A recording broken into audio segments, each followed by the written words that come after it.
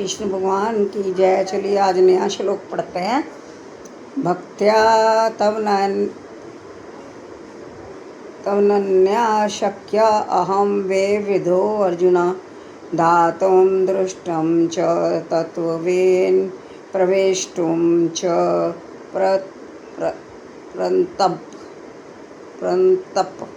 हे अर्जुन, केवल अनन्य भक्ति द्वारा मुझे उस रूप में समझा जा सकता है जिस रूप में मैं तुम्हारे समक्ष खड़ा हूँ। इसी प्रकार मेरा साक्षात दर्शन भी किया जा सकता है। केवल इसी विधि से तुम मेरे ज्ञान के रहस्य को पा सकते हो। कृष्ण को केवल अनन्य भक्ति योग द्वारा समझा जा सकता है।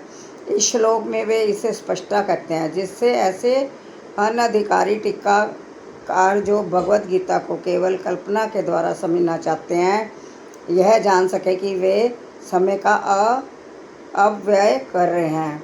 कोई ये नहीं जान सकता कि वे किस प्रकार चतुर्भुज रूप में माता के गर्भ से उत्पन्न हुए और फिर तुरंत ही दो भुजाओं वाले रूप में बदल गई। अभी हमने लास्ट में पढ़ा था ना कि अर्जुन ने कहा, हे भगवान, आप उसी रूप में आ जाओ जो मतलब विष्णु रूप होता है, नारायण रूप में। ये बातें ना तो वेदों के अध्ययन से समझी जा सकती हैं, ना दार्शनिक चिंतन द्वारा। अतः जहाँ पर स्पष्ट कहा है, भाई जब आप सुनते नहीं हो, आप खुद पढ़ने का टाइम नहीं निकालते हो, आप थोड़ा सा समय दो।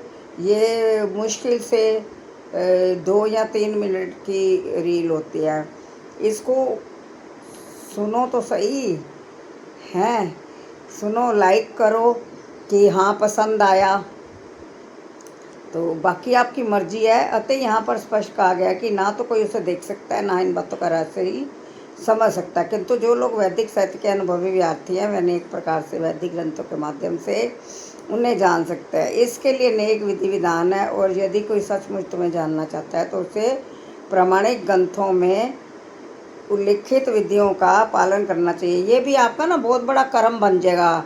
आप ना चाहते हुए भी यदि रील या कोई किताब भगवत गीता उठा लेते हो तो वो भी एक कर्म बन जाएगा कि आपकी इच्छा तो जागी उस तरफ, है ना। ये भी बहुत बड़ा कर्म जागेगा आपका कि आपका अंदर से मन जो है उस तरफ तो चला, है ना।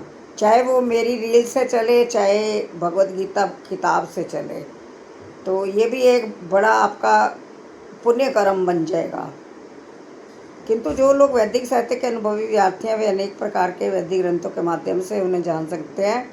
इसके लिए अनेक विधि विधान है, और यदि कोई सचमुच उन्हें जानना चाहता है तो उसे प्रमाणिक ग्रंथों में उल्लिखित विधियों का पालन करना चाहिए। वह इन नियमों के अनुसार तपस्या कर सकता है। उदाहरणार्थ, कठिन तपस्या के हेतु वह कृष्ण जन्माष्टमी को, जो कृष्ण का आविर्भाव दिवस है, तथा मास की दोनों एकादशियों को उपास कर सकता है। जहाँ तक दान का संबंध है, जैसे कल ही काश्ती गई है, काश्तियों का बहुत महत्व है। ये तभी पता चलेगा आप यदि भगवत गीता पढ़ते हो तो क्या महत्व है काश्ती रखने का। वह नियमों के साथ तपस्या कर सकता है। उदाहरणार्थ, कठिन तपस्या के हेतु वह कृष्ण जन्माष्टमी को कृष्ण का आविर्भाव दिवस है तथा मास की दोनों काशियों को उपवास कर सकता है। जहाँ तक दान का संबंध है, ये बात साफ है कि उन कृष्ण भक्तों को ये दान दिया जाए जो संसार भर में कृष्ण दर्शन या कृष्ण भावनामृत को फैलाने में लगे हुए हैं। कृष्ण भावनामृत मानवता के लिए वरदान है। रूप गोस्वामी ने भगवान चैतन्य की प्रशंसा परम दानवीर के रूप में की है, क्योंकि उन्होंने कृष्ण प्रेम का मुक्त रीति से विस्तार किया, जिसे प्राप्त कर पाना बहुत कठिन है।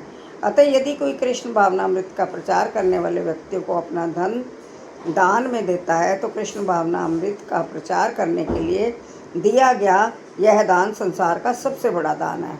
और यदि कोई मंदिर में जाकर विधिपूर्वक पूजा करता है,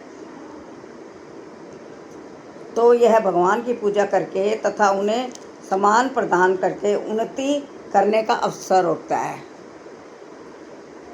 नौसिखियों के लिए भगवान की भक्ति करते हुए मंदिर पूजा अनिवार्य है,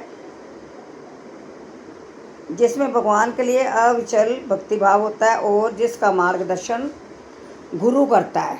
गुरु की महिमा देख लो, गुरु के बिना गति नहीं है। ये सिर्फ एक बात नहीं है, गुरु ही ज्ञान देते हैं और सिखाते हैं उस पथ पे कैसे चलना है।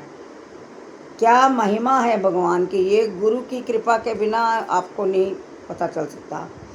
जिसमें भी उसकी वैसी अविचल श्रद्धा होती है वह भगवान का दर्शन प्रकट रूप में कर सकता है। मानसिक चिंतन द्वारा कृष्ण को नहीं समझा जा सकता। जो व्यक्ति प्रामाणिक गुरु से, प्रामाणिक गुरु मतलब जीवित गुरु से, जिनका शरीर अभी जिंदा है, मार्गदर्शन प्राप्त नहीं करता, उसके लिए कृष्ण को समझने का शुभारंभ कर पाना कठिन है। देख लो कितना प्रेशर भगवान ने खुद बताया है। जहाँ पर तू शब्द का प्रयोग विशेष रूप से ये सूचित करने के लिए किया गया है कि कोई अन्य विधि ना तो बताई जा सकती है, ना प्रयुक्त ही की जा सकती है, ना ही कृष्ण को समझने में सफल हो सकती है। गुरु के बिना गति नहीं है। कृष्ण के चतुर्भुज और द्विभुज साक्षात रूप अर्जुन को दिखाए गए क्षणिक विश्व रूप में सर्वथा भिन्न है। नारायण का चतुर्भुज रूप तथा कृष्ण का द्विभुज रूप दोनों ही शाश्वत तथा दिव्य हैं, जबकि अर्जुन को दिखलाया गया विश्व रूप नश्वर है।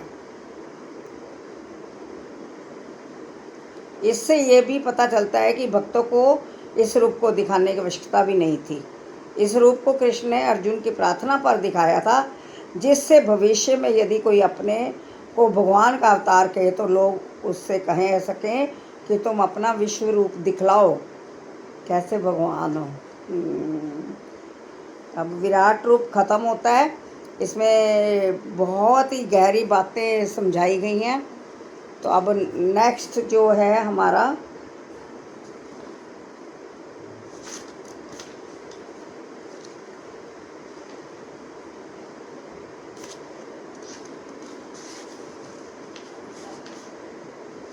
नया अध्याय शुरू हो जाएगा।